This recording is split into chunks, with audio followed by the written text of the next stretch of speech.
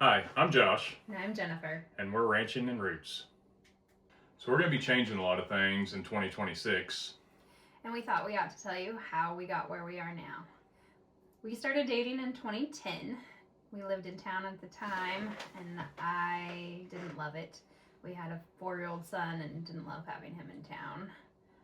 In 2011, my mom gave us the opportunity to live in a mobile home that she wasn't using anymore, so we took that opportunity and moved back to the family farm, my family's farm, and sold our house in town.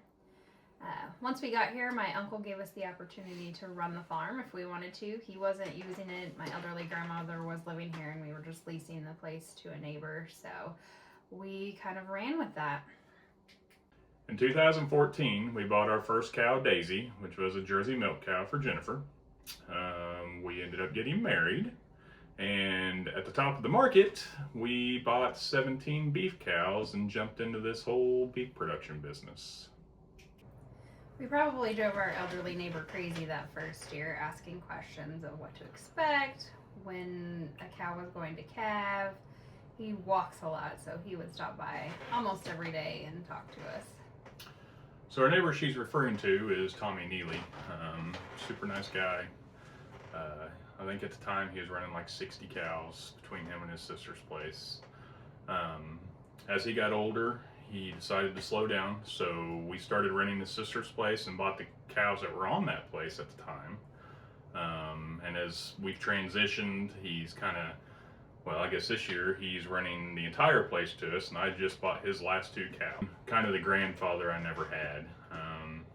My grandfathers lived far away or they were not around at the time. In this part of the country, like most places actually, the commercial side of things is the bigger the better. The bigger calf they can have at weaning, the better cow she is. We don't really give much merit on what it costs to run them. It's just pure weights, and that's what we decided to change. Sitting down and going over the numbers, those big cows, they're expensive to run. So we need to try to maximize our dollar per acre. Around here, getting a lease is a scarcity, so we really have to maximize those dollars per acre. Fast forward a couple years, another kind neighbor's place came up for rent. He had 300 acres. That took a lot of dollars and a lot of livestock to make that commitment. It was pretty scary at the time, but we made the leap and bought how many? I think we bought 60 in that draft. 60 cows, and we were all in from there. So, as most producers on the commercial side of things, we were selling our calves to the stockyards. I got to the point where that wasn't working out very well, so we started selling to a neighbor of mine that, as a backgrounding operation, he will buy our calves at 500 to 600 pounds at weaning, run them up to 850 pounds, and then they will go out west to the feedlots. We've been blessed by many good neighbors over the years who have helped us and given us advice and just pushed us along in our journey of raising beef cows. In 2015, I left my in-town job at DFA that I had been there for 12 years, I believe, and went to work for a small parts store down the road from our house, actually. Deals a lot in agricultural parts. Through that, I got to meet a whole bunch of neighbors, people in the area, and began to network with those people, and it has opened up a lot of opportunities for us. In 2018, I was offered a job by one of the local farmers that I met through that parts store. And so I went to go work for him, learn the whole business of row cropping and what that's like. They also run 600 head of cattle themselves. So I got a lot of exposure, different ways to do things and what we've done them. And they've been a great help with equipment, advice. I've bought hay from them. So networking is important. Working for Ben led to another new lease that we were blessed with this year that started January 1st. We were able to get another big group of cows bought from some friends of ours from church. That bumped us up to about 700 acres, either owned or leased. So we've gained a lot of ground since we started from the very beginning. Running around 160 mama cows now. So a few years back, I went to grazing school, and that allowed us to apply for the EQIP program to put in rotational grazing system on part of the farm. That has been quite the process. It's been 3 or 4 years now since we applied.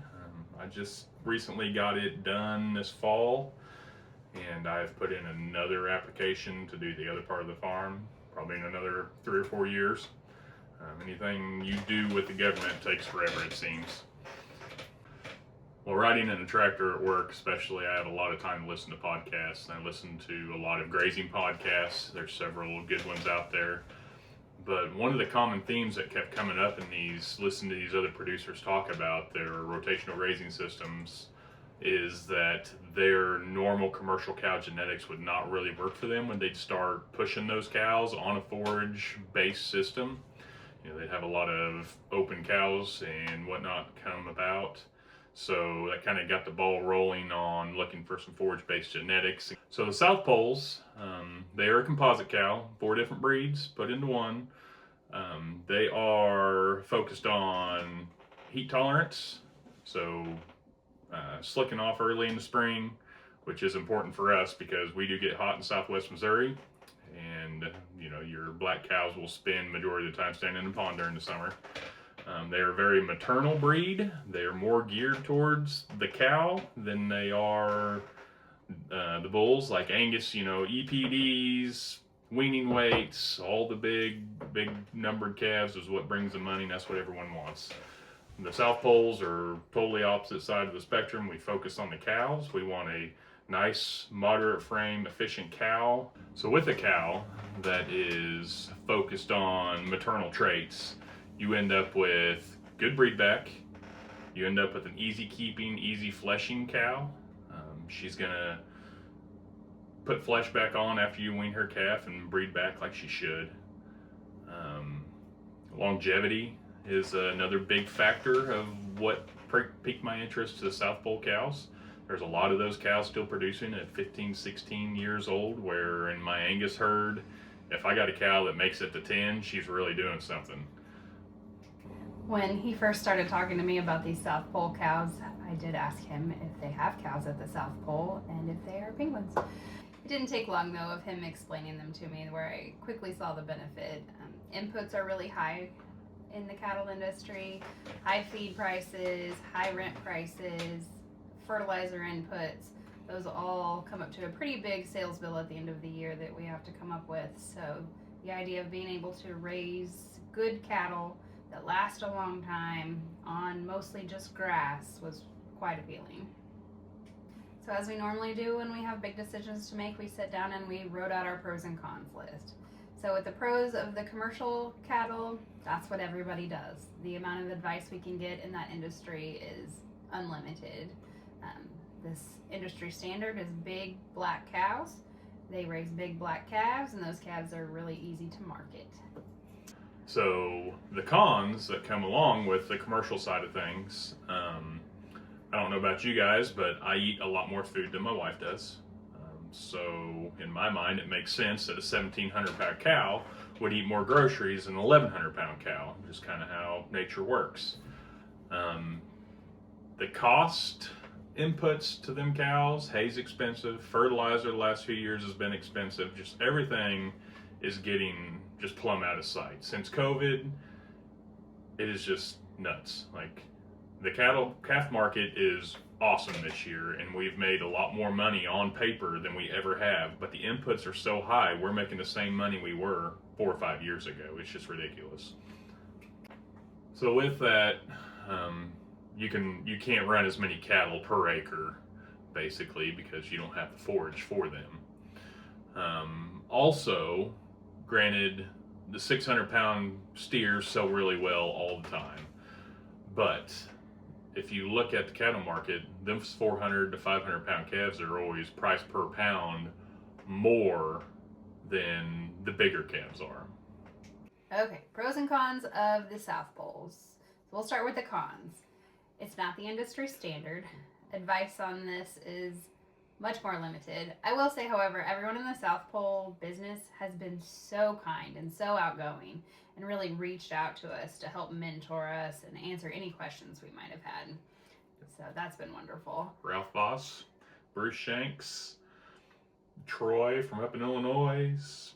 I mean, there's a bunch of them.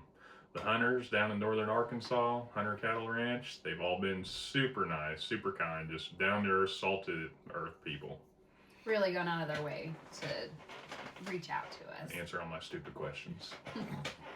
A big group of South Poles is kind of hard to find. Like if we get a new lease, it would be hard to just go out and buy 60 South Poles. It's very difficult to find. Our neighbors might think we're crazy. They definitely do. Buying these smaller cattle is just, again, it goes against industry standard, and they think we're crazy, which is fine.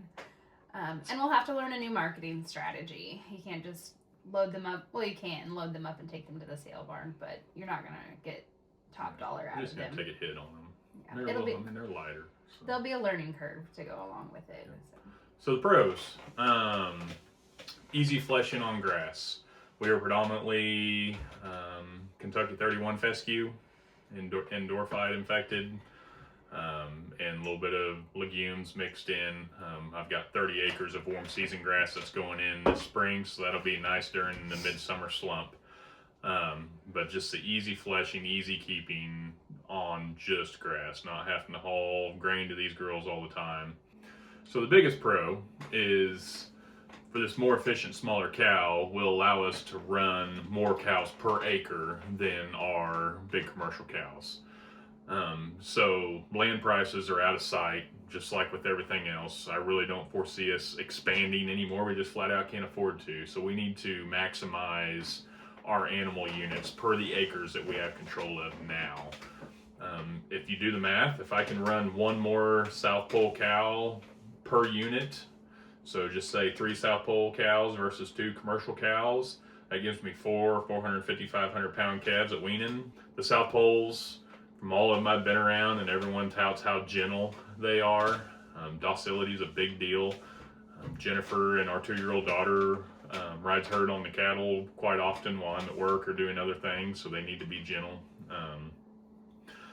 So that makes them easy to handle, of course. Maternal cows get bred early, on time, every year.